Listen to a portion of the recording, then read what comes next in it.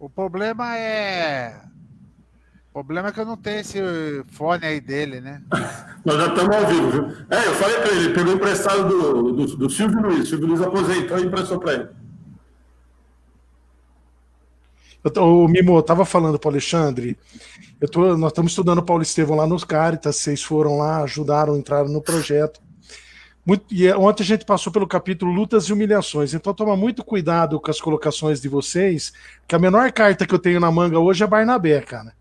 Então qualquer coisa que vem hoje eu tô corpo fechado, entendeu? Até falando mal do meu fone, hoje o espírito tá leve, fica tranquilo. Mas ninguém está falando mal do seu fone, nós estamos rindo dele só. Acabou de falar aqui. Nós só estamos rindo, ninguém está falando mal. Ninguém está falando nada, não. Aliás, ficou bonitinho. Ficou bonito. Ficou. Obrigado. Também vai piorar que jeito isso daí? Vai piorar que jeito? Explica para mim. Não tem jeito. Gente, boa noite, nós estamos ao vivo. Dá um minutinho só para o pessoal entrar, já está acostumado, já tem um monte de gente começando a participar. Fernanda, Edmilson, Elô. E a gente já começa. O Humberto já está aí. O Humberto começa a fazer pergunta, viu, Wilson e Vladimir? Humberto é gente finíssima. Você estava falando mal dele até agora. Que isso, fez o estudo com a gente aí 15 dias atrás. Então, por isso que eu estava mal. O Mazinho está aí também, Maria, Fátima. Humberto, eu vou colocar o comentário para você não falar que sou eu, Vladimir. Tá bom? Vou ter que tirar, vou ter que abandonar esse fone aqui pela pressão, cara. Tem que devolver pro meu filho para jogar videogame.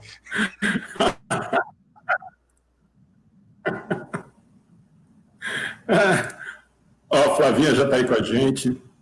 Bom, gente, nós estamos aí em quase 70 pessoas, só mais um minutinho. O pessoal pediu para compartilhar e a gente já começa o nosso bate-papo. A Ana está colocando lá para a gente. Eu estou bloqueado mesmo, não adianta que eu não consigo compartilhar.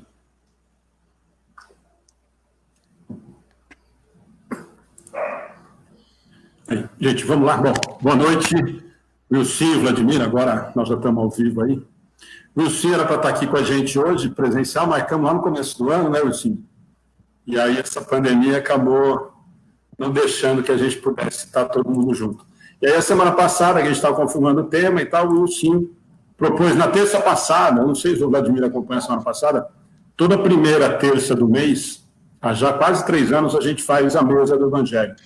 Sempre com 3 ou 4 pessoas, um capítulo a gente divide e acaba batendo 1 hora sobre o tema, né? E tem sido muito bacana. E o Wilson viu a semana passada, podia ser nesse formato também o bate-papo. E aí ele sugeriu da gente convidar o Vladimir para participar. O tema, nós começamos na sexta-feira, nós fizemos um bate-papo com o Paulo Fernandes, né? Falando sobre suicídio.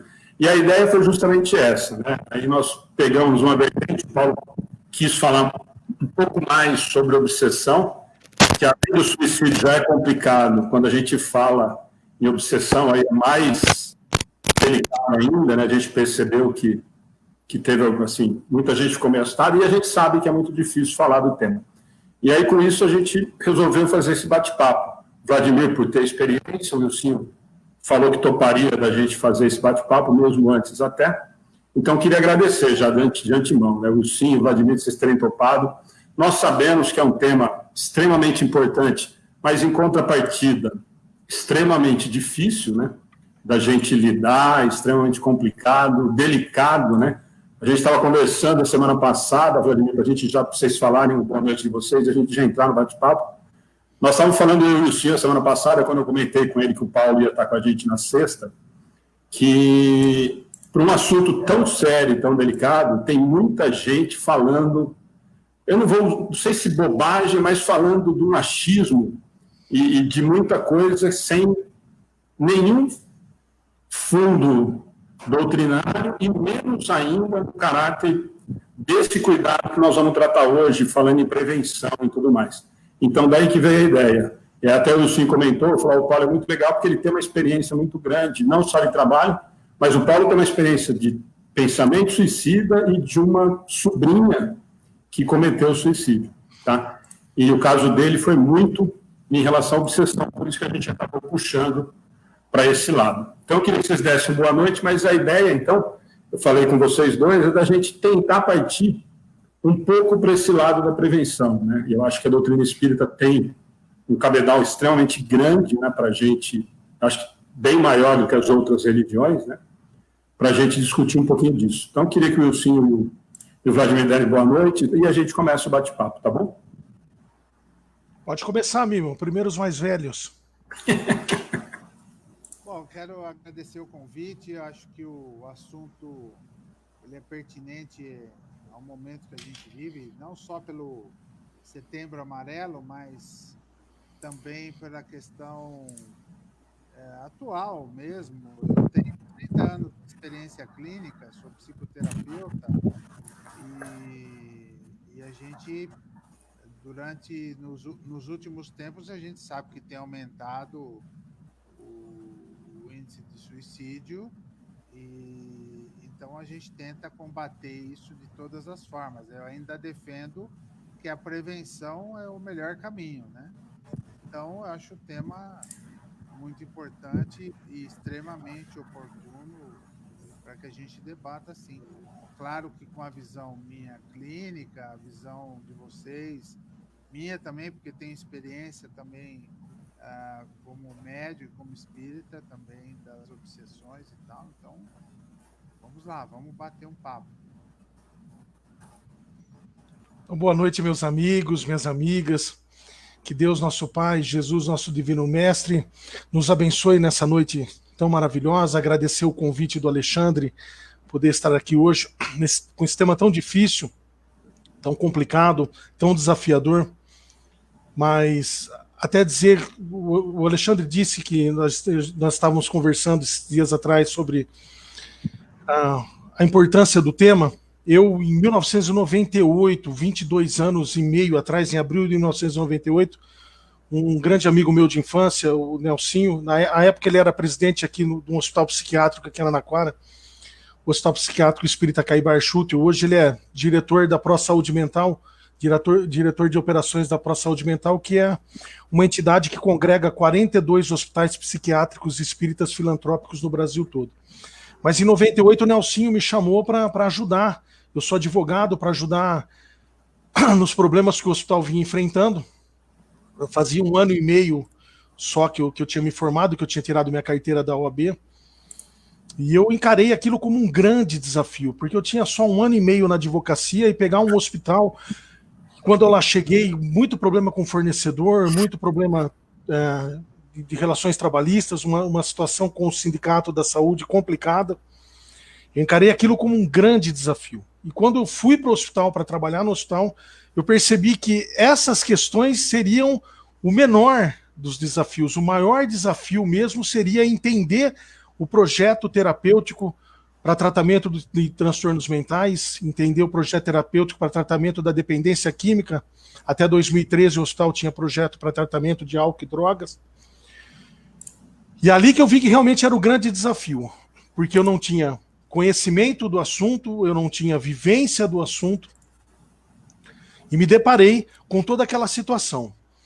E o que eu percebi nesses longos anos que eu tenho estado trabalhando no hospital psiquiátrico é o desconhecimento das pessoas, assim como até então eu tinha, com a falta de vivência do assunto, que leva as pessoas a terem conceitos equivocados. Quando você não tem conhecimento sobre um assunto que envolve transtorno mental, quando você não tem vivência no assunto, você não tem isso na família, você não tem isso com um amigo, você não passa por esse tipo de situação, você acaba generalizando e acaba cometendo vários equívocos absurdos, como, por exemplo, dizer que todo dependente químico é bandido, todo alcoólatra é vagabundo, toda pessoa que tem depressão é uma pessoa fraca, uma pessoa que não tem fé. que todo muçulmano é terrorista. Por que você tem esse tipo de conceito? Porque você não tem o conhecimento, você não tem a vivência e você acaba generalizando. Você cria situações preconceituosas em relação às pessoas que passam por uma dificuldade muito grande dentro da encarnação. E um gatilho forte do suicídio, porque 95% dos suicídios estão associados a algum tipo de transtorno mental. Se nós não entendermos o projeto terapêutico para tratamento disso, nós vamos realmente nos equivocar. Nós vamos falar besteira. Por isso que é tão importante essa questão da prevenção.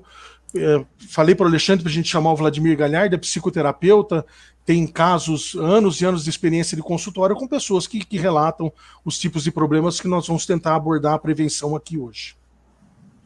Joia. Deixa eu só ver se o som do Vladimir melhorou lá. Vladimir, acho que eu já vou ficar baixinho. Melhorou?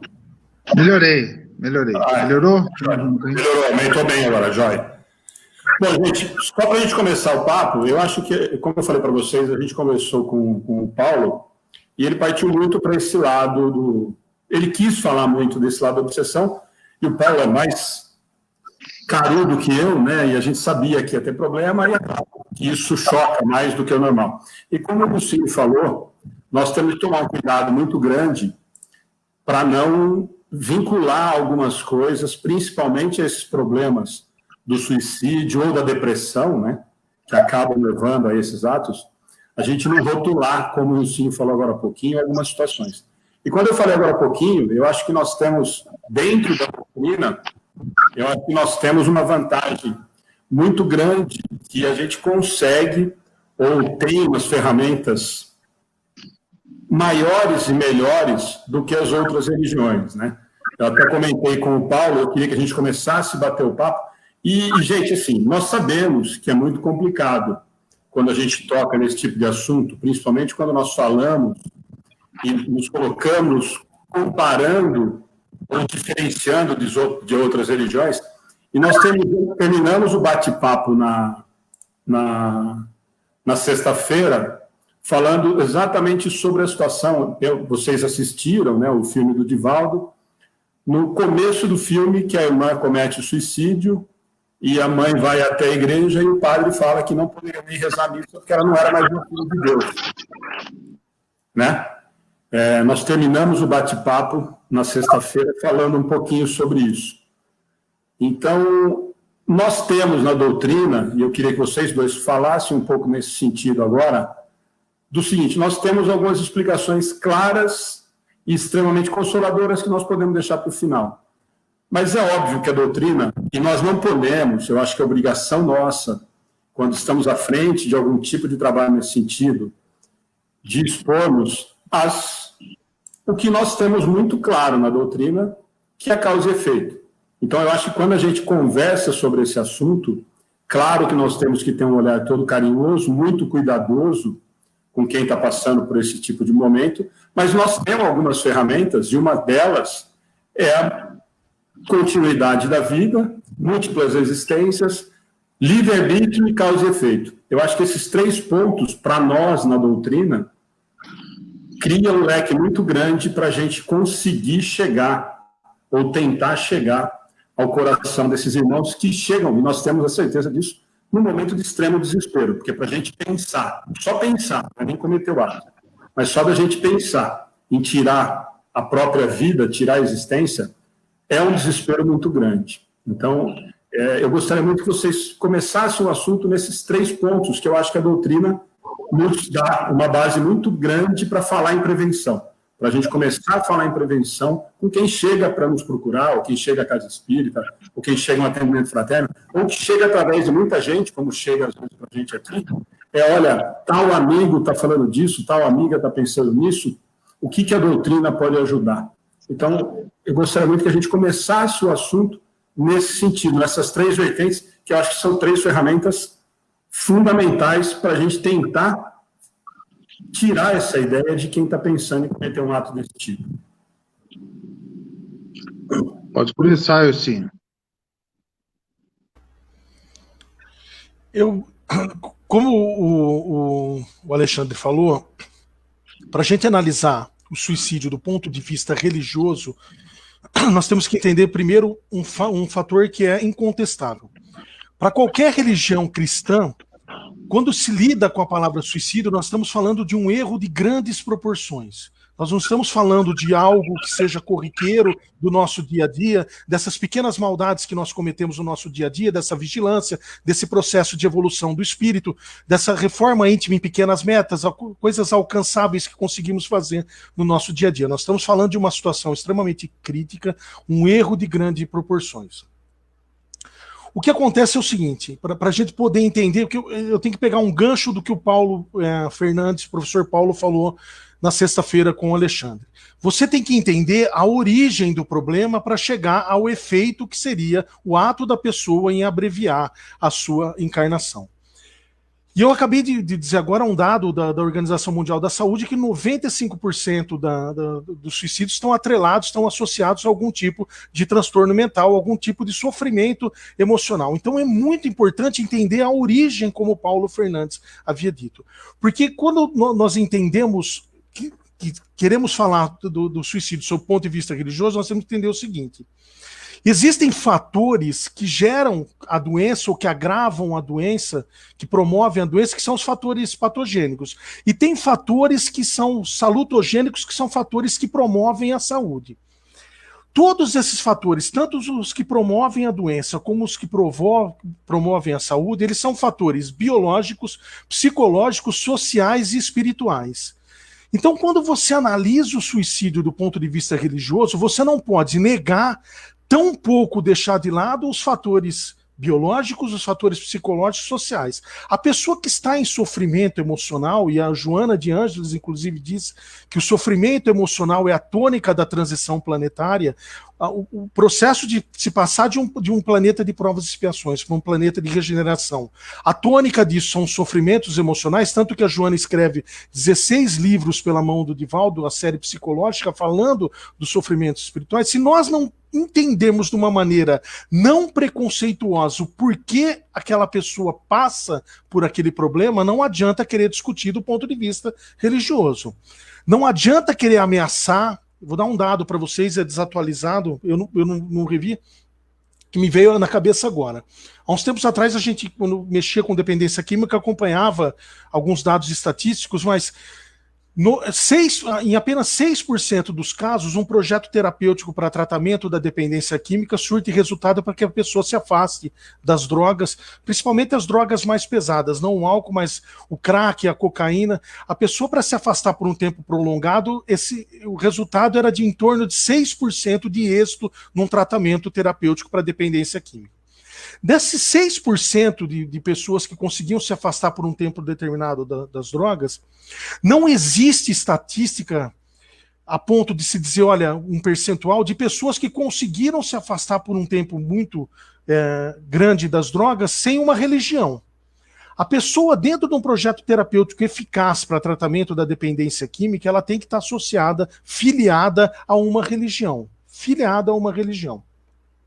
É claro que existem casos de pessoas que conseguem ficar, mas isso não representa ainda um mínimo estatístico para que se possa dizer que 1% desses 6% sem religião consegue se manter por um determinado tempo. Daí a importância da espiritualidade, ou seja, daquilo que nós concebemos como algo muito maior do que nós, algo que não é tangível, um ser superior que comande tudo isso, e também a religiosidade, o modo de viver por uma crença, por uma religião, uma determinada religião. Quando nós falamos de religiosidade dentro do suicídio, desses 6% de pessoas que conseguem se afastar por um tempo prolongado, dentro das religiões, a que mais consegue deixar a pessoa por mais tempo longe das drogas é o espiritismo.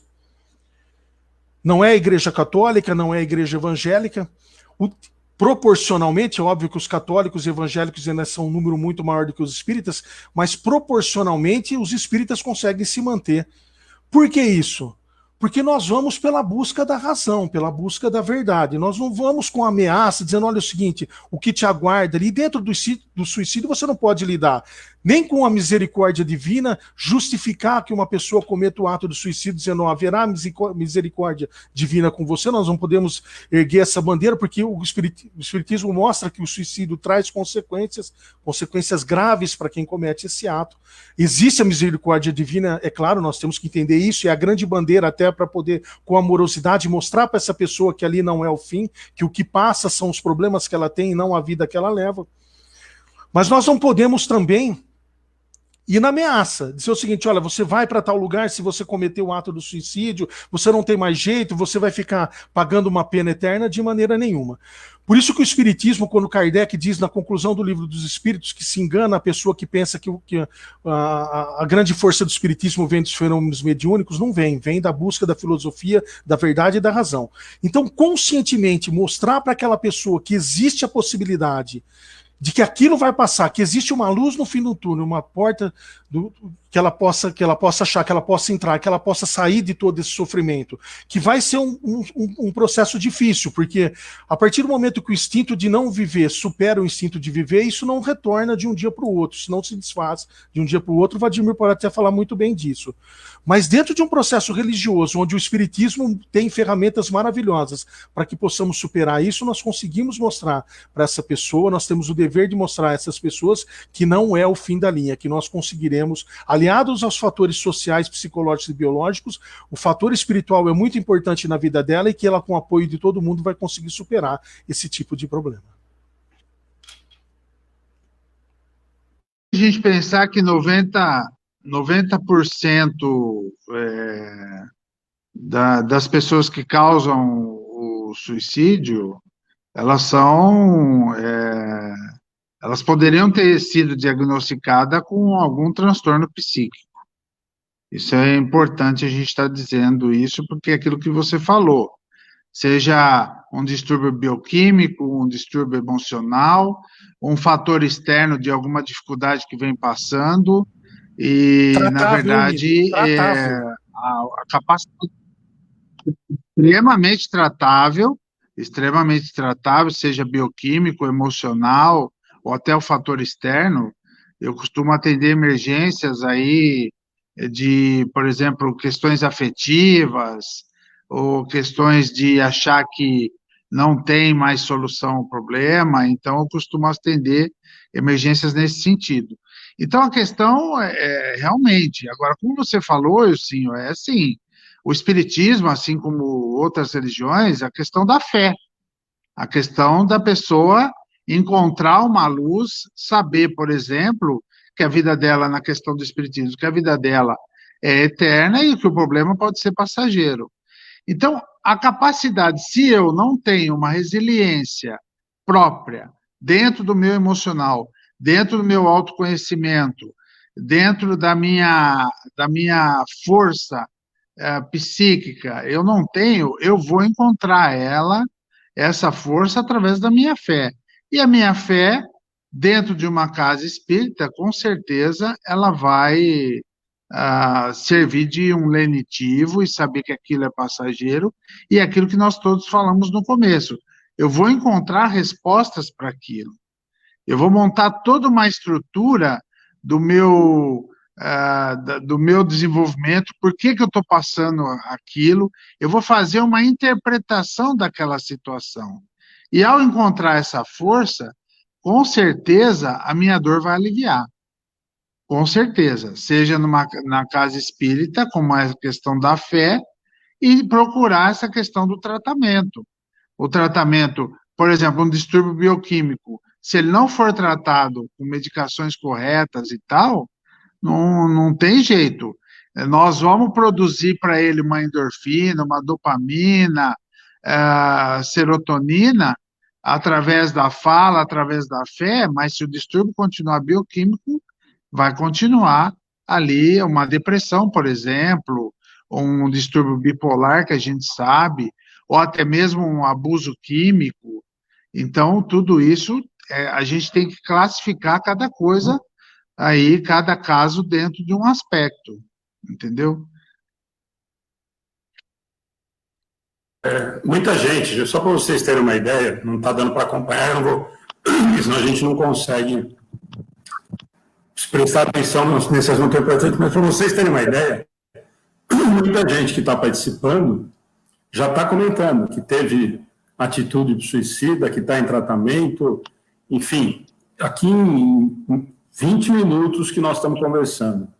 Então, o assunto é muito... A gente sempre diz, alguém aqui comentou, e eu falei isso para o Paulo, o Lucinho estava com a gente na sexta, nós falamos muito pouco desse assunto, muito pouco.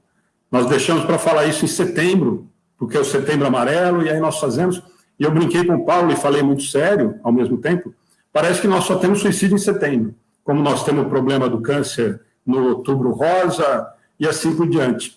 E é uma preocupação, nós estamos vendo, e vocês podem falar com mais propriedade, com dados em relação a isso, a quantidade do aumento disso. Né? Nós temos sentido, e nós estamos começando a perceber isso muito próximo. Antes era uma coisa muito distante, era um pai de família, pai de um amigo que tinha perdido dinheiro, que tinha se desiludido no casamento, mas era muito esporádico, era pontual. Hoje nós estamos vendo jovens, crianças e qualquer tipo de situação cometendo esse ato, não só pensando nisso. Né? E, de novo, para a gente começar a entrar, e nós sempre temos que lembrar, eu sempre falo que tem uma... Nós falamos sobre isso também com o Paulo, e é claro que a gente não pode fugir, eu acho que a gente tem que... E o Lucinho foi muito feliz no comentário em relação... Gente, eu sempre gosto de falar que eu acho que nós não podemos ter medo, não de fazer proselitismo, mas de mostrar as vantagens que a doutrina espírita ou qualquer denominação religiosa pode fazer em relação a esse tipo de pensamento ou qualquer coisa nesse sentido. A diferença que tem é que a doutrina nos diz algumas coisas muito diferentes de outras religiões, como o Lucinho comentou agora há pouquinho. Nós não temos o inferno para quem cometeu suicídio. Muita gente nos procura. Nossa, mas e agora? O que eu faço? Porque o meu filho, o meu sobrinho, o meu marido cometeu suicídio e agora ele vai ficar no inferno. Enfim, isso é extremamente comum. E na doutrina espírita nós temos algumas respostas muito claras em relação a isso. E aquilo que eu comentei com o Paulo, a gente pode discutir, né, que eu sempre digo que é muito importante, alguém já comentou, acho que a Madalena, nós sempre temos que lembrar que quem procura, ou quem vai à procura, ou vai de encontro a suicídio, não está tentando se matar, né? Ele está tentando se livrar de uma dor, ou de um momento, ou de uma situação, ou de uma infelicidade que está sentindo naquele momento, vem se prolongando, enfim, ou no momento de desespero, ou no momento de obsessão, enfim, são vários motivos, mas normalmente o que a gente sempre ouve é que eu quero me livrar da dor, eu quero me livrar do problema naquele momento. E a doutrina espírita nos dá algumas respostas, e eu acho, e o Cinho e Vladimir, que nós temos sim que sempre deixar muito claro, para quem está pensando em cometer esse ato, como eu falei no começo, com carinho, com cuidado, mas sempre deixar muito claro que as consequências em relação a esse ato são muito graves. Nós estamos vendo, eu sempre digo que é a única situação que nós não podemos nos defender. É a única situação que nós não temos possibilidade nenhuma de defesa. Eu não consigo me defender de mim mesmo. Se eu resolver me matar, ninguém se defende, eu não consigo me defender. Mas eu acho que aí eu queria muito que vocês falassem disso, nesse sentido da obrigatoriedade ou da importância da doutrina espírita de acolher, de tentar explicar e tal, mas ao mesmo tempo de mostrarmos, sim, que o suicídio é condenável sobre qualquer aspecto ou pretexto. Eu acho que isso nós temos sempre que bater muito, embora nós temos que ter um cuidado, ter um carinho para que isso não se torne mais grave ainda, mas é condenável. Perante a lei divina, é um ato extremamente condenável. Sobre qualquer pretexto, está lá no Livro dos Espíritos. Então, eu acho que, assim, todas as outras coisas que nós podemos fazer, me orientar e tudo mais, são extremamente importantes. Mas eu acho que nós não podemos ou não devemos fugir do que a doutrina e os Espíritos nos deixam muito claro sobre a responsabilidade e sobre as consequências que esse ato vão causar no além-túmulo. Quer falar primeiro, Mimo? A questão sempre da definição da vida, né? O que representa a vida. para nós que seguimos uma doutrina, que ela mostra toda uma trajetória, ela mostra toda uma importância de estarmos aqui, um processo de evolução, um processo individual de evolução, toda a interpretação sempre do nosso caminho é sempre assim, por que que eu passo por isso? Por que que eu estou passando por essa dor? Essa dor, a partir do momento que eu tomo, vamos dizer assim, que eu começo a interpretar essa dor, eu começo, por exemplo, a identificar essa dor, eu começo a interpretar ela, elaborar, e aí eu consigo mudar. Ou eu consigo encontrar força para administrar essa dor. Porque a gente sabe que vamos passar por esse processo de dor e nós temos que procurar entender o que a doutrina espírita ajuda muito. Nesse entendimento, qual é o aprendizado que eu tenho que tirar disso tudo? Se qualquer coisa que acontece, eu sinto aquela dor, aquela angústia, qual é o aprendizado que eu tenho que tirar? Meu caminho, minha vida ia bem, e de repente acontece isso. Então, através da doutrina espírita, a gente sabe e começa a entender a vida e começa a entender esse aprendizado.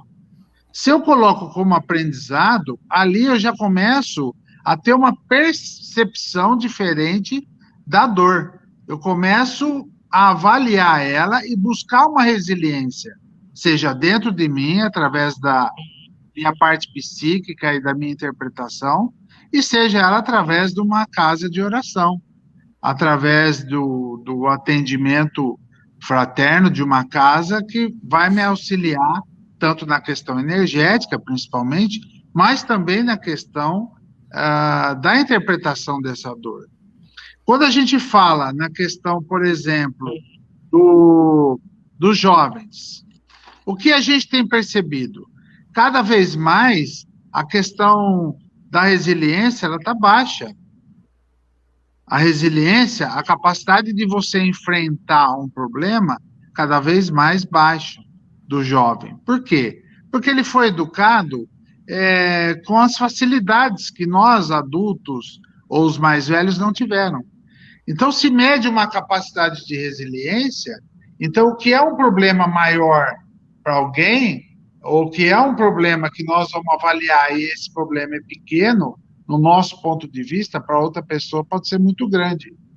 Então, essa interpretação e essa capacidade de resiliência nós vamos encontrar na doutrina espírita.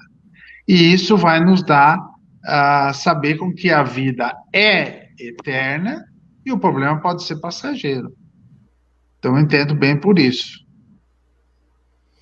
Eu vou puxar, ontem no estudo do Paulo Estevão, eu puxei até uma situação que a gente viveu, nós vivemos lá no hospital uns anos atrás, mas que pode servir, pode caber perfeitamente aqui dentro do que o Alexandre propôs. Há uns anos atrás, nós tivemos que receber um menino no hospital, por um pedido da justiça aqui de Araraquara, o menino ficaria 20, 25 dias conosco, até que o judiciário pudesse encontrar um lugar para tratamento adequado daquela criança. E aí o Nelson, era presidente do hospital, ele me ligou e falou, olha, nós vamos receber uma criança de 13 anos e você precisa montar uma estrutura, conversar com a equipe para montar uma estrutura para receber esse menino aí. É uma ordem judicial. Eu falei, Nelson, me passa a ordem que eu ligo para o juiz, tento explicar, a gente não tem condição de receber uma criança aqui, nós não temos projeto para tratamento infantil, vai colocar uma criança dentro da ala com pessoas com transtornos mentais de dependência química, esse menino vai sofrer algum tipo de violência lá dentro. Ele falou, olha, não discute, arruma um jeito. Então nós tivemos que nos preparar, pegamos um quarto lá do hospital, preparamos, criamos uma equipe para cuidar desse menino. Esse menino chegou no hospital diagnosticado com demência por uso abusivo de crack, 13 anos de idade. O pai não era conhecido, a mãe presa porque espancava os filhos. Esse menino vivia na rua, vivia de furto. Menino para comer precisava roubar. 13 anos de idade, com demência por uso de crack. Recebeu esse menino, um menino bravo, um menino muito irritado. A primeira vez que eu fui conversar com ele, ele cuspiu em mim. E Esse menino foi medicado, a equipe começou a cuidar desse menino, tanto que o pessoal que ficava à noite relatava que essa criança tinha pesadelos terríveis durante a noite. O menino tinha muito problema à noite, ele acordava assustado. Esse menino recebeu no hospital algo que na encarnação dele ele nunca havia recebido, ele recebeu acolhimento. Ele foi tratado como uma pessoa. Nos 28 dias, 27, 28 dias que esse menino ficou conosco, ele não deu uma única intercorrência na internação, nenhuma. Quando arrumou-se um local para esse menino ser tratado adequadamente, deu até comoção na equipe de ter que se separar desse menino. O menino recebeu dentro do hospital algo que ele nunca na vida ele tinha recebido, que era um gesto de amor. Todo mundo da equipe tratava aquela criança como uma pessoa da sua família. Esse menino não deu nenhum problema. Por que eu estou dizendo isso? Porque a pessoa, quando está a ponto de cometer um ato contra a própria vida, não sei se é o momento adequado para mostrar para ela as consequências do ato. Num primeiro momento, eu tenho que mostrar para ela que eu estou do lado dela, eu tenho que tentar mostrar para ela que ali ela não vai conseguir resolver o problema dela, ela vai criar um problema muito maior do que o problema que ela vem vivenciando. O Ministério da Saúde nosso aqui, ele diz que as 4 causas das pessoas que tentam se matar, o Ministério da Saúde chama até de 4D. Depressão, a desesperança, o desamparo e o desespero. Então ele diz que as pessoas que vão se matar têm como tônica do motivo que leva uma pessoa a cometer um ato desse são 4 vertentes: a depressão, a desesperança, o desamparo e o desespero. Se nós formos falar de religiosidade como sentido de vida, crença realmente numa religião, enquanto espírita tentar falar de alguém sobre suicídio e trazer para essa pessoa a resiliência que o Vladimir falou aí por 5, 6 vezes, que a capacidade que o indivíduo tem de lidar com os problemas, de se adaptar com mudança, naquele momento ali, naquele momento de sofrimento extremo daquela pessoa, é muito difícil a pessoa conseguir ter resiliência diante da situação que ela está passando, porque ela já desistiu de tudo, ela já tentou de todas as maneiras, ela não conseguiu, ela está a ponto de desistir. E nós temos a obrigação de primeiro acolher essa pessoa, valorizar a vida dessa pessoa. E dentro de um sentido de religiosidade, para se falar de depressão, de desesperança, de desamparo e desespero, eu sinto muito, mas nós espíritas temos que mostrar para essa pessoa que nós conhecemos isso de uma maneira muito franca, muito aberta e com a razão de ser. Não é que a gente vai teorizar para ela, nós vamos mostrar para ela que o amparo, tanto material como o amparo de uma proteção divina, existe na vida dela. Que por mais difícil que seja o problema que ela esteja enfrentando na encarnação, existe uma equipe espiritual que cuida dela. Vai muito espírita dentro do hospital que eu trabalho, eu sempre falo isso. Se tem uma das coisas que eu não consegui trabalhar ainda na minha encarnação é a questão da paciência. Eu tenho que lutar contra isso, porque eu sou uma pessoa que eu não tenho paciência. Vai muito espírita lá no hospital, e a hora que entra no hospital fala, meu Deus do céu, como o ambiente aqui é pesado, nossa, aqui é muito difícil, nossa, quanto comprometimento, quantos erros do passado tem aqui, eu fico até arrepiado espiritualmente de tudo que eu sinto aqui dentro. E eu falo para essas pessoas, olha, eu fico espantado com o que você está me dizendo, que a experiência que você tem dentro da doutrina espírita aqui é um hospital de cura. Não é um hospital da cura física, porque as pessoas que estão internadas aqui com depressão profunda, com ansiedade, esquizofrenia, talvez a cura física não venha, e é muito provável que não venha nessa encarnação, mas aqui essas pessoas estão sendo tratadas, estão em pleno e franco desenvolvimento de um processo de cura do seu espírito. Então eu não sei como você não consegue sentir a proteção espiritual que tem aqui dentro. Como você só consegue sentir as energias negativas aqui em relação ao comprometimento do que as pessoas têm aqui. Mas eu não sei como você não consegue sentir o amparo espiritual que existe aqui, porque o amor aqui é a tônica. Aqui o amparo é a tônica.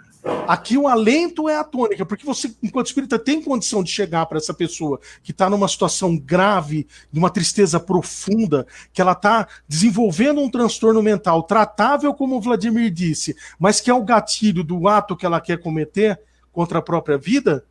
Você tem condição de chegar para ela e dizer o seguinte: a sua dor vai passar e ela tem um porquê. Você passa por esse processo porque isso tem um propósito. E o propósito é muito maior do que nós aqui.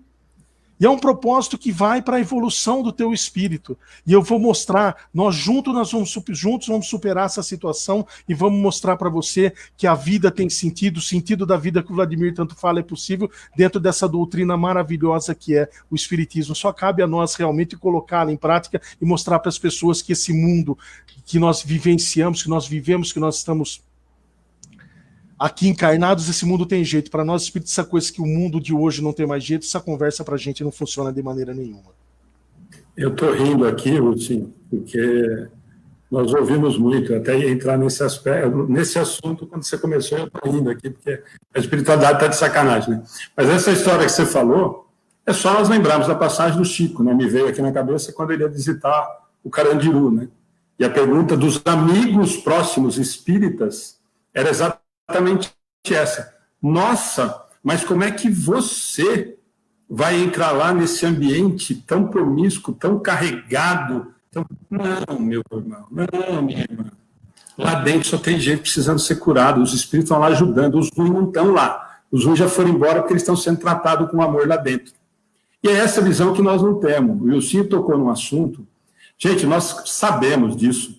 Isso nós não precisamos ser espíritas para falar sobre isso, mas eu acho que, por obrigação de cristão, nós deveríamos ter um cuidado muito grande, porque a primeira coisa que nós ouvimos e às vezes falamos ou olhamos, pelo menos, e pensamos, é de chamar de criminoso, de covarde, de várias outras coisas, antes de perguntar o que você quer, o que você precisa. Antes de ouvir quem está pensando, só nós tentarmos imaginar, gente, o que precisa acontecer, como precisa estar a minha cabeça para eu pensar na possibilidade de tirar a minha própria vida. A dor que eu estou sentindo para pensar em fazer isso e a coragem, ou não sei qual é a palavra que tem, para tomar essa atitude.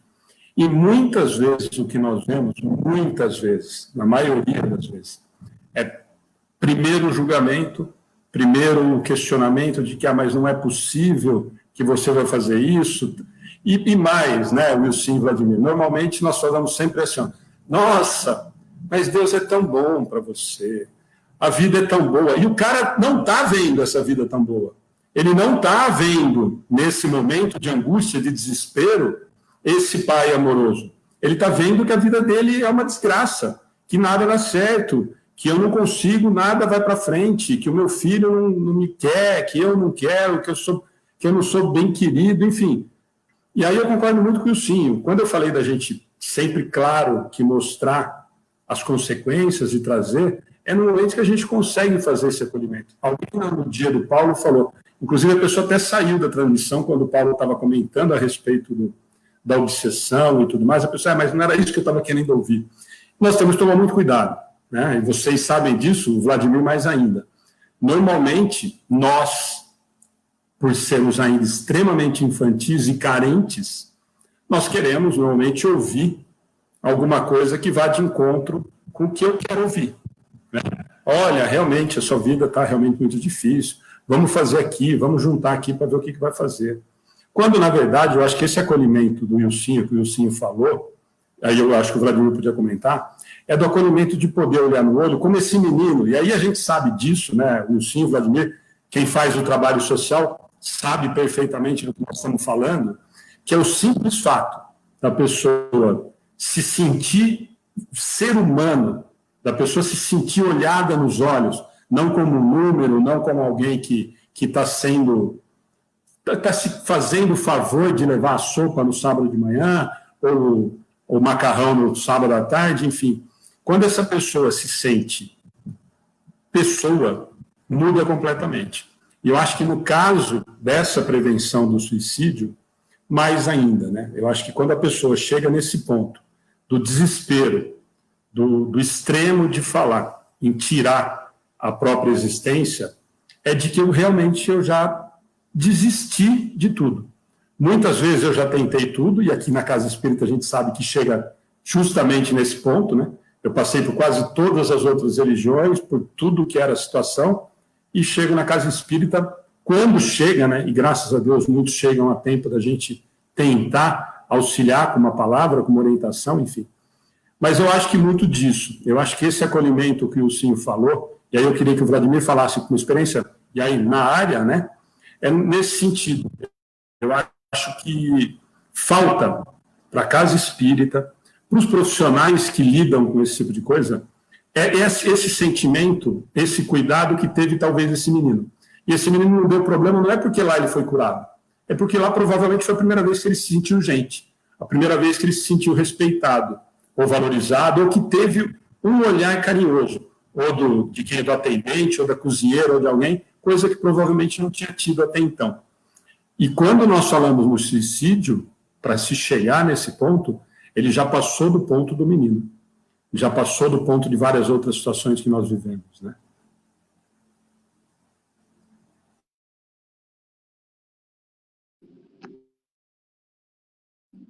Nós, seres humanos, é importante a gente estar frisando isso, somos os únicos animais na face da Terra que dependemos 100% da nossa mãe. Se você vê o nascimento de um bezerro, o nascimento de um potro, ele nasce andando e nós, seres humanos, dependemos 100% da nossa mãe. Nessa relação de depender 100% da nossa mãe, nós carregamos dentro de nós uma predisposição à carência. Nos dias de hoje, nós carregamos dentro de nós uma predisposição à autoestima baixa. Nos dias de hoje, nós carregamos dentro de nós uma falta de perspectiva, seja ela socioeconômica, seja ela de qualquer forma. Então, o que o Ilcinho falou, o que você, Alexandre, tem dito é o seguinte: o que nós, no dia a dia, seja no projeto da sopa, no projeto clínico, no projeto no dia a dia da nossa vida, é que as pessoas, elas querem realmente serem, no mínimo, ouvidas. Nós não podemos jamais dizer, e é comum eu ouvir isso ainda no século XXI, que depressão é frescura. Nós não podemos ouvir que depressão é falta de trabalho. Não. Então, essa questão do acolhimento é muito importante porque a pessoa, às vezes, ela tem a necessidade de drenar aquilo que ela está sentindo. Às vezes ela tem uma angústia no peito, e é comum isso no atendimento espírita, a pessoa ter uma catarse emocional e começar a chorar copiosamente. E aí ela olhar para você e você não ter feito nada, você só acolheu ela. E ela olhar para você e falar: nossa, eu estou mais leve, eu me sinto mais leve. Que bom que foi eu ter vindo aqui, ou você ter conversado comigo. Então, o acolhimento realmente é o que está faltando. Essa prevenção que a gente tanto fala é a questão do acolhimento, seja na casa espírita ou seja em qualquer projeto social. Agora, se essa pessoa chegar numa casa espírita e qualquer trabalhador ali começar a falar para ela a consequência, isso vai levá-la mais para o buraco. Além de tudo, vai gerar nela uma culpa muito grande, e aí sim que ela não vai ver uma luz no fim do túnel. Então é importante para nós saber ouvir, não subestimar problema de ninguém. O que é uma gripe para mim pode ser uma pneumonia para o outro. É isso que a gente tem que entender. Ah, eu estou assim porque eu briguei com a namorada. É a dor dele, não é a minha. Ah, você brigou com a namorada, virão outras. Não, é a dor dele ali. Ele amava a namorada. Ah, eu estou assim porque eu perdi o emprego. Cadê a falta? Não, mas você vai arrumar outro. Cadê a falta de perspectiva? Cadê? Entendeu? Então, nós temos uma tendência a subestimar ou temos uma tendência a enquadrar tudo isso. Então, o que o Sim falou, essa criança, ela necessitava de acolhimento. Então, nós estamos fazendo um resgate de um amigo e o fato de ir lá buscá-lo e de auxiliar ele, de ouvir ele, deixar ele drenar o problema dele e dizer para ele que é um problema grave, sim, e que eu estou ali, ou cada um de nós estamos ali para ouvi-lo e auxiliar, e para o que ele precisar, tenho certeza que a dor vai ser aliviada. Obviamente que dentro dos preceitos que nós estamos falando, né? Então, o acolhimento de uma casa, o acolhimento que nós fazemos no dia a dia, é importante nisso, é deixar drenar, é conversar, não subestimar essa dor e passar para ele essa companhia, no mínimo, e ali ele vai se sentir acolhido e com certeza vai haver uma melhora, no mínimo. O Alexandre falou um ponto que eu acho. Quer falar? Pode falar, Alexandre. Não, antes de você falar, Wilson, tem uma frase só para a gente. Gente, não se preocupa com o horário. Normalmente a gente passa 15, 20 minutos, 40 minutos, não tem problema nenhum. O pessoal está comentando, é porque o pessoal está gostando, então vamos conversar. Eu não sou o Tato, não. Eu não sou o Tato Sávio. Tá parecido com esse fone aí, viu? Não tá, Vladimir? Tá sim. Aliás, eu vou falar para o Tato comprar um desse. Ele já deu para o Guto. Eu vou falar para ele dar um pro Tato também desse daí. O Guto agora também está com esse. Tá mas igual. O do Guto não tem esse microfone. Gente, tem uma frase que eu gosto muito, e a primeira vez que eu escutei foi do André Trigueiro, que vai estar com a gente falando de suicídio também. Eis um teste para saber se você terminou sua missão na Terra. Se você está vivo, não terminou. É do Richard Barr, é um escritor americano. E quando a gente fala isso, é isso que a gente precisa tomar muito cuidado. Voltando nesse assunto, só para a gente discutir um pouquinho disso, né? Quando eu li essa primeira, não é um escritor espírita, tá? É um escritor normal e tudo mais. E nesse sentido, como é que a gente pode conversar com esses irmãos que estão pensando sobre isso? Quando a gente pensa nisso, Wilson e Vladimir, eis um teste para saber se você terminou sua missão na Terra. Se você está vivo, ainda não terminou. Isso serve para a gente pensar em relação ao suicídio ou tirar essa ideia de suicídio da cabeça de alguém, já que nós estamos falando em prevenção? Olha, eu vou falar uma coisa para você do fundo do meu coração. Eu não tenho a capacidade de tecnicamente dizer uma resposta para você, porque eu não sou preparado para conversar com uma pessoa que venha com esse tipo de argumento. Você falou do André Trigueiro. O André Trigueiro tem um livro maravilhoso sobre suicídio, Viver é a Melhor Opção, se eu não me engano, esse é o título do livro do André. Sensacional, sensacional. E é jornalista, né? Se eu não me engano, no começo do livro ele fala que ele não tem a prepotência, a arrogância de dizer que ele conhece o assunto, mas que na vida dele, de muitos e muitos anos de jornalismo, por tudo que ele vivenciou, que ele cobriu, que ele estava dizendo em linhas ali sobre a ótica espírita que ele estuda há 30 anos e sobre a ótica, os outros pontos, pela vida de jornalista de muito tempo. Então eu não sei te dizer em relação a isso. O que eu consigo te dizer, dentro do que a gente vivencia no hospital e na casa espírita, você falou um ponto, Alexandre, importantíssimo.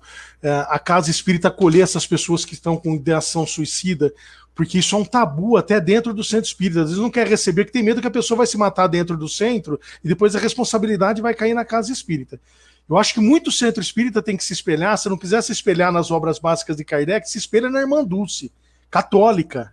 Agora santa para a Igreja Católica, Santa Dulce dos Pobres. Ela tinha a teoria da última porta. Ela dizia o seguinte para as irmãs que trabalhavam com ela: aqui tem que ser a última porta que o cristão bate.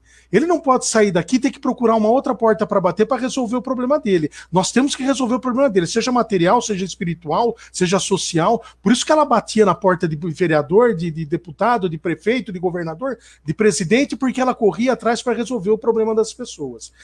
Do ponto de vista técnico de conversar, eu acho assim, uma das coisas, sou fã, nunca fiz o curso, pretendo fazer o curso do CVV, o Centro de Valorização da Vida, para poder até ter argumentos para conversar com a pessoa. A única coisa que eu consigo, toscamente, mas que eu faço do fundo do meu coração, é mostrar para essa pessoa que existe a oportunidade de um novo recomeço, de mostrar para ele que ali não é o fim, que juntos a gente vai conseguir superar toda essa situação. E do ponto de vista prático, dentro do hospital, mas o hospital com a equipe multidisciplinar, nós temos uma legislação hoje que cuida muito bem da questão do tratamento para transtorno mental, e tem que ter uma equipe multidisciplinar. Para você ter uma clínica para tratar transtorno mental, você tem que ter um psiquiatra, você tem que ter enfermeira, você tem que ter técnicos, auxiliares de enfermagem, você tem que ter psicólogos, você tem que ter nutricionista, você tem que ter educador físico. É uma equipe multidisciplinar que cuida de todo a terapêutica do tratamento do transtorno mental. Por quê? Porque é a tônica da transição planetária, o sofrimento emocional, segundo diz a Joana.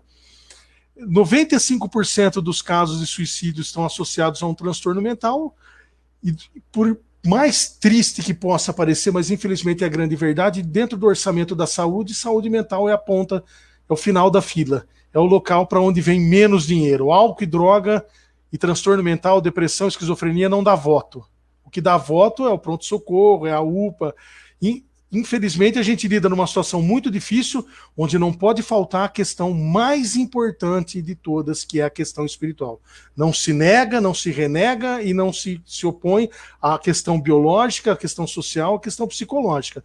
Mas espiritualmente mostrar para essa pessoa que ali não é o fim, nós temos que dar o máximo possível. E aí que a gente pode, dentro da casa espírita, segundo a teoria da última porta da irmã Dulce, mostrar para essa pessoa que ela não precisa mais ir a lugar nenhum. Que ali juntos nós vamos tentar superar o problema dela. A questão maior é o seguinte, o fenômeno de Pat Adams. Pat Adams, na residência clínica dele, no hospital psiquiátrico, ele pega a ficha de um paciente e o paciente, junto com a enfermeira fala, ele tem medo de esquilo. Pat Adams entra no leito e pega dois cabos de vassoura, simula como se fosse uma arma, e da cama faz uma barricada e começa a atirar nos esquilos. Então, o que ele mostra para nós? Que precisamos sair da nossa onipotência, muitas vezes, ou do nosso pedestal, e tentar fazer uma coisa que nós conhecemos muito através dos médiuns empatas, é entrar no universo daquela pessoa, é tentar entrar no universo dela, seja na questão da ideação suicida, seja na questão da fantasia, seja na questão do problema que ela está passando, qualquer que seja. Nós não podemos ter uma casa espírita e essa casa espírita aplicar o regimento kardecista e não ter sequer uma conversa ou acolhimento propriamente dito. Então, o Pat Adams, ele mostra para nós essa questão de você entrar na fantasia ou entrar na dor, não subestimar essa dor e ouvir e sentir aquilo para que a pessoa possa se sentir, no mínimo, segura do lado de quem está atendendo, de quem está fazendo um acolhimento, ou de quem está ali tentando tratar aquela pessoa. No ambiente clínico, cada problema é um problema, como eu falei, então, se você não sair realmente da tua classificação de problema e entrar dentro daquela alma que necessita de ajuda, você não criou a empatia. E se você não criou a empatia, você não conseguiu ajudar. O aspecto sempre é empatia, acredito eu.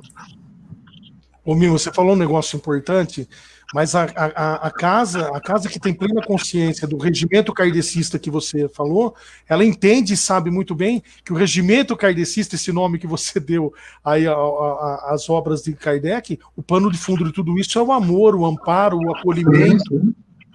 Não interpretar da maneira errada e dizer para a pessoa que está chegando lá, quer dizer o seguinte, olha, no livro no livro do Céu e Inferno, se eu não me engano, tem uma questão E tem mesmo no livro Céu e Inferno que diz que o perispírito é ligado ao corpo físico e que o ato do suicídio, o perispírito faz refletir no espírito, na alma, os sofrimentos mais atrozes no ato do suicídio. Não adianta a gente pegar e falar esse ponto específico do livro Céu e Inferno e ameaçar a pessoa, dizer para ela, olha, você vai fazer isso, você vai arrumar uma complicação tão grande, e ao mesmo ponto também não podemos dizer que a misericórdia divina pode fazer isso tranquilamente, que você vai ter misericórdia divina. De maneira nenhuma. O que nós temos a obrigação dentro de todo a estrutura espírita que nós somos, as ferramentas, e essa pessoa maravilhosa que é o codificador da doutrina, é mostrar para ela que ela é um irmão que tem a possibilidade que eu tenho, que está no mesmo barco, que está num processo de erro e acerto, que a encarnação é um processo de erros e de acertos, e que nós juntos vamos conseguir superar, que ela não está sozinha, que ela tem alguém que ela pode confiar, que ela pode ligar, que ela pode ser atendida e que nós vamos juntos superar toda essa dificuldade pela que ela passa na encarnação. E mostrar que talvez todo esse problema que ela esteja atravessando, tudo isso que ela esteja passando, talvez seja o ponto alto da encarnação dela.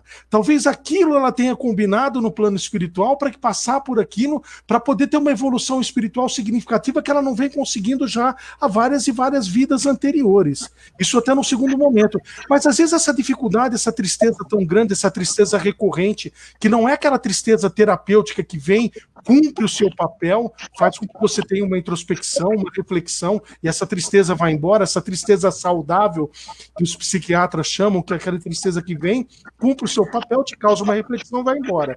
Mas aquela tristeza recorrente que não vai embora é o gatilho de um sintoma de uma doença que a OMS diz que em 2050 uma em cada 2 pessoas terão depressão. Se nós cristãos espíritas nada fizermos em relação a isso, daqui a muito pouco tempo nós vamos viver num país que nada produz. As pessoas não terão capacidade de se relacionar, de trabalhar, porque estarão com depressão. E nós temos o remédio, a ferramenta eficaz, junto com a medicina humana, junto com o aspecto biológico, o aspecto físico, o aspecto espiritual e social. E espiritual, nós temos um conjunto de ferramentas que pode tirar a pessoa dessa situação tão difícil pela qual ela atravessa. O Wilson tocou num assunto, gente, estava quase na hora de terminar, mas o Wilson tocou no assunto e alguém falou aqui nos comentários anteriores, não estava muito dentro do que a gente tinha programado, mas com uma importância muito grande. Espírita adora, e aí não sei se vocês concordam comigo, de falar do tal do Vale do Suicida. Os caras adoram falar que o André Luiz passou 8 anos no tal do Vale do Suicida, que ele sofreu. E aí vai completamente ao contrário, ao oposto de tudo isso que nós estamos falando. Se chegar alguém na casa espírita e eu falar que, olha, ou alguém, e aí até para a gente estender um pouquinho e falar um pouquinho também de quem já passou essa situação com o familiar, por exemplo. Né? Porque o familiar chega na casa espírita, e o Wilson falou do Céu e do Inferno, nós pegamos várias, né? Se a gente pegar a Memória do Suicida, parece filme de terror para quem está assistindo aquilo ali, ninguém lê de novo, ninguém volta na casa espírita, se não tiver um equilíbrio depois para voltar. Então, o Wilson tocou num ponto muito importante. O primeiro grande ponto que eu queria que vocês também falassem um pouquinho é nesse sentido da preocupação, e aí eu entendi, talvez, o que o Vladimir falou, em relação ao estatuto kardecista lá, por causa disso, gente. Porque nós temos, e nós sabemos, vocês estão rindo, porque é verdade na casa espírita. As pessoas estão bitoladas e viraram dogmas da doutrina espírita, algumas coisas que são imexíveis, como diria o nosso saudoso comediante. Cada situação é uma situação, e é muito preocupante para mim quando acontece esse tipo de coisa, e muitas pessoas chegam para nós, para vocês com certeza, falando com esse discurso. Mas tudo bem, a doutrina espírita fala que o meu irmão, meu filho não foi para o inferno, mas ele está sofrendo atrocidades no tal do Vale do Suicida. Ele está passando por momentos complicados. Nós vamos voltar no começo do bate-papo. Eu acho que é extremamente importante nós tentarmos tirar essa ideia da cabeça, mostrando talvez as consequências, não no momento de desespero total, tentando fazer com que isso chegue de uma maneira um pouco mais leve, mas tirando essa imagem, porque nós estamos pegando imagens de outras religiões, como a do inferno, transformando em um grau, só mudando o nome. Porque para passar tudo aquilo ali que a gente tenta... olha, pelo amor de Deus, não é possível alguém acreditar em inferno do jeito que as outras igrejas acreditam, mas olha, nós temos um umbral que é pior do que o inferno que vocês falam lá. Então, nós estamos fazendo a mesma coisa, gente. E aí, quando nós temos, um de vocês dois, o Vladimir falou empatia e o Sim falou alguma coisa em relação à grande coisa que nós temos, que nós sabemos que é a cura de todos os problemas, que é o amor. Porque se nós entendemos tudo isso, como é que eu chego para um irmão que viu que o filho, que a mãe, que o marido cometeu um ato desse, e falo que ele realmente vai passar por aquela situação terrível dos filmes que tem ali? É o momento? Será que é o momento do desespero de nós falarmos disso dessa forma, como o Sim falou, do céu e do inferno, ou levarmos isso para esse momento de acolhimento, aonde deveria estar tendo empatia, cuidado, carinho, nós simplesmente transformarmos isso num filme de terror na cabeça desse familiar? O Alexandre, deixa eu até falar para você uma experiência que eu tenho aqui na minha família. Eu tenho uma parente que resolveu estudar a doutrina espírita, e o primeiro livro que ela pegou foi O Céu e o Inferno. O que acontece? Ela fez da minha vida um inferno. Porque ela pegou uma obra, em vez de ela pegar um Violetas na Janela, você entendeu? Um Nosso Lar, não, ela foi lá no Céu e o Inferno, e aí vai falar das pessoas que passaram para o lado de lá. Ela fez da minha vida um verdadeiro inferno. Eu vou falar para você, experiência que eu tenho no hospital psiquiátrico. Eu sou advogado, eu não sou psicólogo, mas experiência relatada, e até no centro, dentro do curso de entrevistas.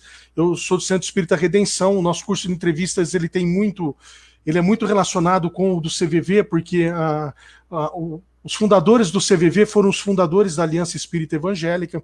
Então eu vou falar por aí. A pessoa que chega com a ideação suicida, quando alguém vai conversar, a primeira coisa que nós no centro fazemos é fazer com que a pessoa fale. Ela tem que botar aquilo que está dentro, que está corroendo ela por dentro para fora. Nós temos que instigar essa pessoa a falar. Quanto menos você falar, quanto mais você deixar ela falar, melhor ela vai se sentir. Depois o Vladimir, se eu tiver errado, ele é um profissional da área, ele me corrige. A questão do familiar que vem, diz que o parente que se suicidou está tendo sofrimentos atrozes, aí tem que entrar a misericórdia divina. Nós temos que falar da misericórdia divina e falar o que o Chico diz a uma mulher que o filho havia se suicidado. O Chico diz a ela: reza pelo seu filho, porque a oração de uma mãe arrebenta com as portas no céu. Então, o que nós temos que dizer para essa pessoa que teve um parente que se suicidou, que acha que está no extremo sofrimento, que leu o Céu e o Inferno, isso que eu disse agora do trecho do Céu e o Inferno, dizer para ele: olha, existe dentro de tudo isso, entre o desencarne da sua pessoa querida, existe a misericórdia divina maravilhosa, e o que ele mais precisa agora é da sua oração, e você pode ter certeza que vai reencontrar o caminho que leva até Deus, vai se reajustar. O momento agora é de orar por ele e acreditar na misericórdia, na bondade divina. Aí sim é o momento de falar da misericórdia divina, e para a pessoa que vem, deixá-la falar e mostrar o quanto é importante o amparo, a esperança, mostrar para ela que ali não é o fim. Agora eu preciso ouvir o Vladimir para ver se eu não falei nenhum tipo de besteira. A dinâmica é bem essa. A dinâmica é o acolhimento, é uma explicação que não deixa de ser espírita, principalmente quando você fala da oração e não o próprio choro e a dor que, obviamente, que essa mãe vai sentir, mas a partir do momento que ela começa a rezar, ela começa a trabalhar a fé e realmente ela começa a trabalhar em prol da melhora tanto dela quanto daquele parente ou do filho que cometeu o suicídio. A gente sabe muito bem disso. Essa questão de quando alguém comete o suicídio, eu já tive experiência clínica nesse sentido, e a mãe ou os familiares me procurar, a ideia é justamente essa, é o acolhimento, e se for conhecedor da doutrina espírita, é justamente isso. Olha, faça essa oração, vamos fazer essa oração para que melhore, para que a evolução aconteça, para que a questão da misericórdia divina, e automaticamente isso ocorre bioquimicamente. Nós temos estudos já que produz que uma oração tem um efeito bioquímico. Então, através da oração, através do acolhimento numa casa espírita, através de leituras edificantes dentro da doutrina, até mesmo o próprio evangelho, tudo isso ele vai encontrar essas buscas e vai ocorrer o que a gente chama de homeostase, mas vai ocorrer provavelmente uma troca bioquímica ali que vai fazer o bem-estar para ele, vai trazer um bem-estar. E a explicação realmente de toda a filosofia, seja ela espírita, católica, evangélica, não deixa de ser uma filosofia que vai trazer para ela ali um remédio, que vai além dela. O que é a nossa fé? É a gente acreditar que tem uma força maior e que essa força maior vai nos trazer um alívio da dor, alívio daquele sofrimento que estamos passando, e vai gerar dentro de cada um de nós o que a gente chama de esperança. À medida que eu coloco a esperança ou a luz no fim do túnel, ali já ocorre um equilíbrio e ali eu já começo a ver, ampliar a minha dor, ampliar o meu sofrimento e gerar dentro de mim a esperança. Na esperança, alivia a minha dor. É isso que é importante a gente pensar nesse aspecto. Entendeu? Gente, eu vou só fazer, a gente ia encerrar, mas o Vaber está fazendo um comentário aqui, e realmente vai ficar como um comentário para cada um de nós aí, que é interessante, uma coisa que a gente ainda não tinha tocado, mas ele está fazendo aqui, ó, ele está pegando uma reportagem dizendo que países em que as pessoas se sentem mais felizes tendem a apresentar índices mais altos de suicídio, segundo pesquisadores britânicos e americanos. Os especialistas sugerem que a explicação para o fenômeno estaria na tendência dos seres humanos de se comparar uns aos outros. Sentir-se infeliz em um ambiente onde a maioria das pessoas se sente feliz. Aumenta a sensação de infelicidade e a probabilidade de que a pessoa infeliz recorra ao suicídio. A equipe concluiu. Então, a gente queria que vocês dois comentassem, vocês falam, a gente fala um pouquinho disso, depois a gente faz as considerações finais, mas eu acho que é um assunto que a gente não tinha tocado ainda nesse sentido de infelicidade provocar o suicídio, né? A gente falou muito dos medos, das sensações em relação a tudo isso. Então, só para a gente comentar essa reportagem que o Mazinho colocou aí, para a gente daqui a pouquinho encerrar, então. Pode ser? Pode, claro. Tem um transtorno novo agora que o Mimo depois pode até falar melhor do que eu, mas é o da pessoa que vê, por exemplo, uma rede social, o Facebook, vê o amigo que está viajando, está numa viagem internacional, está pegando um avião, está numa praia, está num restaurante chique, e aí aquela pessoa acha que a vida desse rapaz é feliz e a sua vida não é. Até o Rossandro fala um negócio muito interessante, que ele foi jantar num restaurante japonês e tinha antes da pandemia, né, e tinha um casal brigando o tempo todo. Aí eles pararam de brigar, tiraram uma selfie, os dois rindo, abraçados, postaram na rede social, colocaram o celular em cima da mesa e continuaram brigando o tempo todo. E tem um livro sensacional agora, lançado em 2020, que é da Joana de Anjos, pela mão do Divaldo, chamado Vidas Vazias. E a Joana fala justamente disso, que nós estamos criando situações frívolas, muita tecnologia, muita rede social, muita coisa. Tanto que a Sociedade Brasileira de Transtornos Mentais, ela prescreve que um adolescente tenha a sua primeira rede social com pelo menos 16 anos de idade. Eu não lembro agora se é 16 ou 15 anos de idade, em virtude dessa coisa, da rede social que provoca essa irrealidade, essa não realidade de um mundo virtual, que a Joana adverte muito isso, que está criando. A Joana fala em preguiça mórbida. As pessoas estão, apesar de tantos ideais, de tantas pessoas fazendo bem, muitos cristãos estão em preguiça mórbida, simplesmente conectados no celular, levando essa vida irreal, essa vida fantasiosa das redes sociais e não produz. Então, eu acho realmente que Por isso a importância de, quando terminar essa pandemia, poder voltar à casa espírita, acompanhar essas lives que vem acontecendo. Eu falo para o Alexandre, falo para o Vladimir, eu prefiro que tenha 1 milhão de lives do que não ter nenhuma, que a pessoa tenha o que escolher. Hoje eu não vou ver o canal do Alexandre, eu vou lá no canal do Vladimir, amanhã eu vou pegar o canal lá do Gustavo. Mas a pessoa tem que poder, graças a Deus, ela tem o que escolher, e pessoas que levem uma mensagem realmente de amparo, de consolo, de esperança. Nós estamos vivendo um momento importantíssimo, um momento maravilhoso da humanidade. Enquanto muitas pessoas enxergam como um castigo de Deus, que a questão da Covid-19, nós temos que acreditar, enquanto espíritas, que isso é um processo de reeducação para que nós saiamos da pandemia muito mais fortalecidos do ponto de vista espiritual do que quando nela entramos. Saímos dessa pandemia para uma transição planetária, para numa próxima encarnação não cometemos os mesmos erros que nós havíamos cometido antes de entrar nessa questão da pandemia.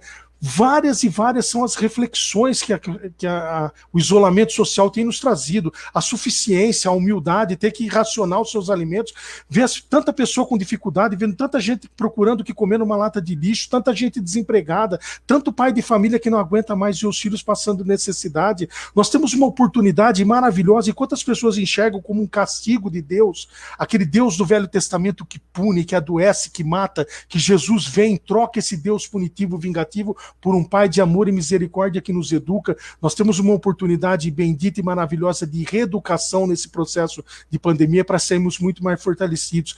Acreditar nas palavras de Jesus no Evangelho de João. Eu vim para que tenham vida e vida em abundância.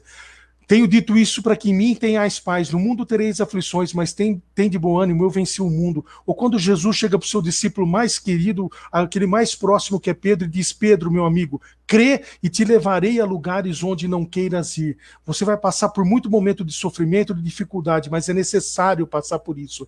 Mas eu te levarei a lugares onde não queiras ir. Mostrar para essa pessoa que tem a ideação suicida, que é dar cabo na vida, que Jesus está ao lado dela, que nós todos estamos ao lado dela, que a espiritualidade está ao lado dela, que ali não é o fim, e dá uma nova perspectiva, uma luz no fim do túnel, uma pessoa que já está cansada de tanto sofrer. Esse é o nosso trabalho, essa é a nossa missão, quando se fala em suicídio do ponto de vista religioso. Bom, primeiramente eu quero dizer que eu só assisto a live dos Amigos do Bem, porque é uma live mais raiz, não é live Nutella, entendeu? Então, pode ter 1000 outras lives, eu sou fiel a Amigos do Bem, entendeu? Bom, brincar um pouco. A questão da padronização da felicidade é o que nós temos visto através das redes sociais. A padronização da felicidade, os jovens e adultos têm sofrido muito isso. O meu iPhone tem que ser o último, o meu carro tem que ser importado, a minha casa tem que ser num condomínio chique. Então, essa padronização da felicidade, ou essa felicidade utópica que é pregada nas redes sociais, ela gera dentro do indivíduo uma insatisfação muito grande. Ele corre atrás dessa felicidade utópica e ela nunca é atingida, porque ela não tem limite. Ela não tem limite. Então, quando você padroniza a felicidade, você, com certeza, você não vai alcançar. O que é felicidade para um não é felicidade para o outro. Então, dentro dessa padronização, se perde o indivíduo, se perde a visão do indivíduo, a experiência que ele já teve de vida. Então, obviamente que a insatisfação do mundo, ela vai cada vez mais se tornar angústia, frustração, tristeza, ansiedade, porque a ansiedade cada vez maior, porque eu quero atingir aquilo, eu luto, eu aumento minha jornada de trabalho, eu tenho que ter mais dinheiro para adquirir aquilo, e aí a ansiedade vem, e com certeza, e obviamente, a depressão virá, e aí a gente sabe para onde caminha isso. Então, é importante que a gente despadronize essa felicidade. A pandemia vem, sim, nós poderíamos fazer uma live, fica aí a sugestão, dos ensinamentos da pandemia. Nós ficaríamos aí, daria assunto para 20, 30 lives aí para a questão para tirar o ensinamento. Primeiro que essa pandemia foi criada por nós mesmos. O desrespeito à natureza, o desrespeito aos valores humanos, onde a diferença entre ter e ser, não é? O indivíduo foge de si mesmo, falta o autoconhecimento para ele, ele nunca teve contato consigo próprio, porque dentro dessa busca da felicidade utópica, ele ficava 15, 16 horas longe de casa, longe da família. Então, a pandemia, ela tem vários ensinamentos, e o causador dela próprio somos nós. Então, é importante que cada um defina o seu bem-estar, o momento o autoconhecimento, trabalhar essa questão da valorização, do amor próprio, trabalhar a autoestima, valorizar o que tem do lado, valorizar o que tem na garagem, valorizar o teu trabalho. Então, essa é a dinâmica que vai fazer com que as pessoas se sintam mais dentro de um bem-estar, valorizem realmente aquilo que cada um tem e possui, e a sua luta diária vai se tornar mais leve. A oportunidade, por exemplo, da gratidão, de acordar de manhã e falar, olha, graças a Deus, eu estou aqui, estou vivo e vou caminhar para isso. É isso que a gente tem que levar.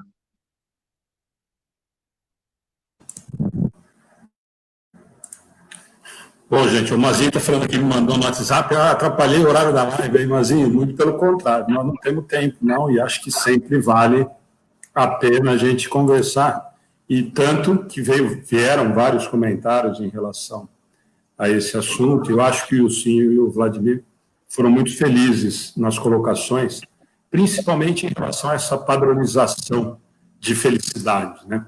Nós ainda temos essa visão ainda infantil, né? Nós ainda temos essa visão de que o do vizinho é sempre melhor. Eu sempre brinco, quando a gente está nos estudos, que a gente ainda prefere que o outro não tenha do que eu me esforçar para ter.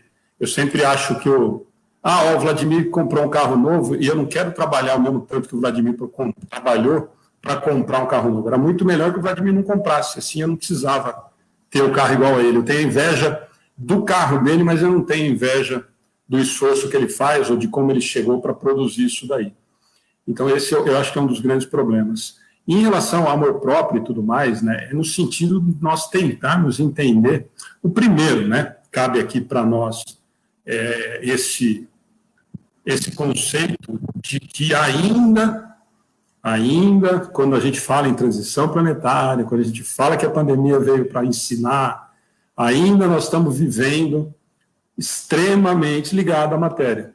Ainda nós não temos a menor preocupação ou cuidado com a realidade espiritual. Então, ainda nós estamos preocupados. O que apareceu no Facebook, todo mundo está no Instagram, todo mundo tem o filtro que melhora a imagem, o fundo da praia, que não é praia, é dentro da piscina com areia na casa do vizinho, para falar porque a vizinha foi para a praia. Quando, na verdade, nós temos muita coisa, como o Ilcinho falou, e agora o Vladimir encerrou, nós temos muita coisa para aprender com a pandemia, desde que nós nos coloquemos na situação de aprender. O que nós vimos, por exemplo, no final de semana, nós não estamos aprendendo nada, né? Está todo mundo preocupadíssimo se nós vamos colocar os filhos na escola de novo, não sei o quê, praia lotada, camping lotado, clube lotado, churrasco na casa de todo mundo, quer dizer, será que nós estamos aprendendo de verdade, né? Será que realmente nós estamos aproveitando a oportunidade? Isso, para nós, está no Livro dos Espíritos de uma maneira tão clara, né? Estão lá os flagelos. Nós falamos disso, né? O Ilcinho acompanhou isso. Os 2 primeiros meses de pandemia, você ligava qualquer transmissão, nós estávamos falando de flagelo destruidor, nós estávamos falando de pandemia, e faz 6 meses e meio. Faz 6 meses e meio. Será que nós aprendemos? Será que nós começamos a valorizar? Nós estamos sentindo falta do abraço, do carinho, mas ainda continuamos falando mal dos outros, nós ainda estamos preocupados se a live não sei de quem tem mais gente do que a outra, será que eu coloco mais gente? Centro Espírita preocupado se tem mais gente na sala do outro, gente. Como é que nós podemos falar que nós estamos preocupados com... É aquilo que eu falei para o Ilcinho, quanto mais gente estiver fazendo coisa de qualidade, ótimo, nós temos mais poder de escolha, nós temos mais... 6 meses atrás, nós tínhamos alguns pontos que faziam. Hoje você liga, graças a Deus, na internet, você tem 10, 12 lives de pessoas conhecidas por dia fazendo. Mas desde que isso seja pensando, eu sempre digo e vou repetir, o Wilson, o Vladimir, eu já falei isso para vocês pessoalmente, vou repetir para todo mundo, muitas pessoas já ouviram. Por que eu estou fazendo? Então, volta nessa felicidade relativa, né? Por que eu estou fazendo? Por que o Amigos do Bem está fazendo a transmissão? Qual é o objetivo? É de levar a informação que nós acreditamos ser importante?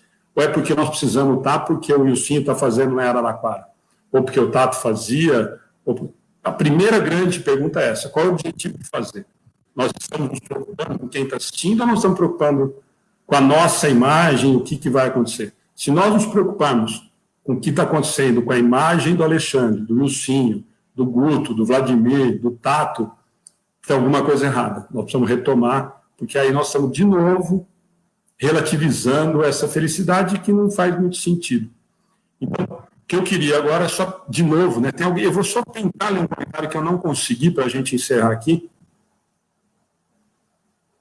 A Sueli está fazendo um comentário aqui, não cabe muito na situação, mas eu vou ler porque é importante. Não é bom generalizar e falar que espírita é isso ou aquilo, que centros espíritas são isso ou aquilo.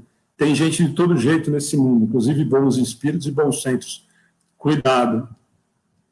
Sueli, nós, no momento algum, falamos que espíritas são melhores que ninguém, muito pior. Na verdade, nós espíritas nós temos noção clara do tanto que nós estamos aqui, provavelmente, em provas muito sérias. Então, na verdade, em momento algum, nós falamos que espírita está melhor que alguém ou melhor do que a situação. O que nós falamos o tempo todo é que, eu continuo afirmando, começo do bate-papo, a doutrina espírita nos dá condições mais sólidas, mais racionais, em relação à possibilidade de prevenção, a como é a situação depois que eu cometo esse ato, que é uma transgressão, mas é só isso em relação a isso que nós acreditamos.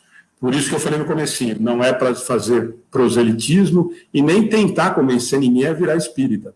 Em momento algum nós falamos isso. Muito pelo contrário, o que nós dissemos o tempo todo, só que a doutrina nos dá realmente um alicerce, uma base muito mais racional e segura do que as outras religiões. Porque nós olhamos um pai muito mais amoroso e misericordioso para o irmão, que comete um ato desse, transgride a lei, mas que tem o amor. Provavelmente, naquele momento, o cuidado do pai é maior do que o quentação. Jesus disse isso para nós há muito tempo atrás e a gente não entendeu. Eu vim para os doentes. Então, quem está achando que ficar bonitinho e tal, a situação está tudo certo, não é bem assim que ele veio falar para a gente. Então, Wilson, Vladimir, olha aí, ó, 1h30 de bate-papo e dava para ficar muito mais em relação a esse assunto e vários outros, né?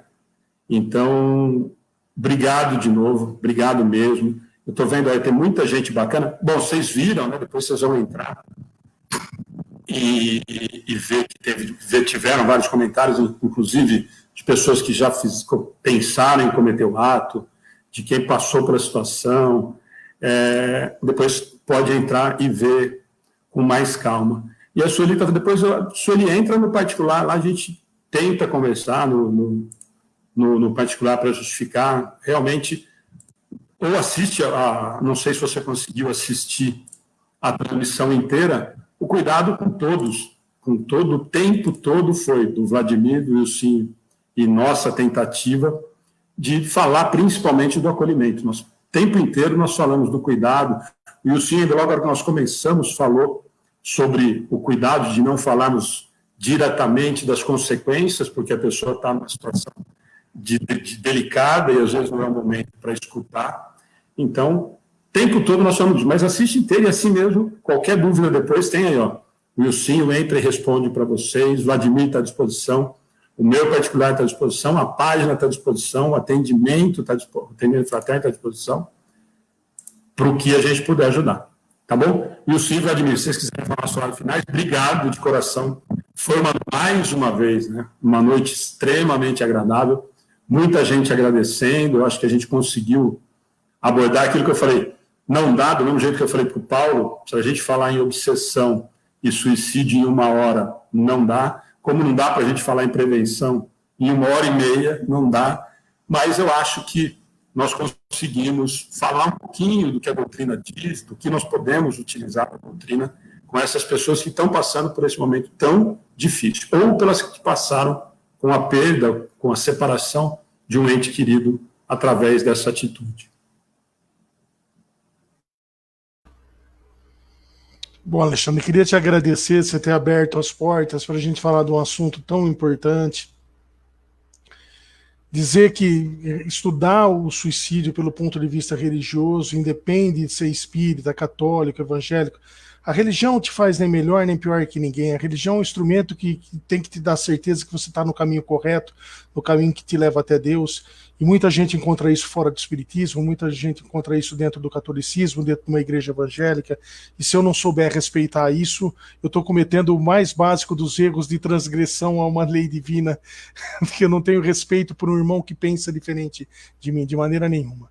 O importante é saber que dentro de uma questão tão grave como é o suicídio, mostrar para essas pessoas que tudo tem jeito, que isso vai passar, que o que passa é o problema que ela está atravessando e não a vida dela, e que através do amor, através da fé, através da resignação, através da humildade e através de muito esforço, que essa pessoa terá em conjunto com muitas outras pessoas, porque ela não estará sozinha, tudo passa, as dificuldades vão se superar e a vida vai seguir em frente sempre. Alexandre, do fundo do meu coração te agradeço o convite para eu estar aqui hoje, mandar um abraço para esse irmão querido que é o Mimo.